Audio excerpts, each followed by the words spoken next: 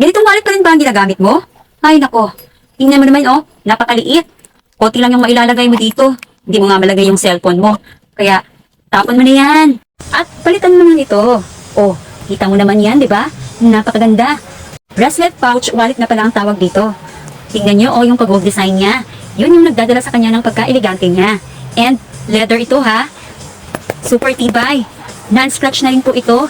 And, waterproof na rin. At itong bracelet naman niya ay super kapal na din. Matibay na yan siya. Hindi basta-basta napipigtas.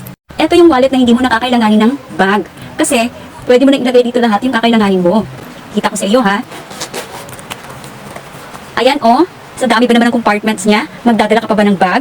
Meron ka ng mga card slot dito. Ayan, medyo maluwang pa nga yan ha, 10 cards na nilagay ko dyan. Meron ding paper bills. Ayan, kung makapal-kapal yung paper bills mo, pwede pang magkasya dito. At meron pa siyang zipper dito na pwede mo pang lagyan ng coins.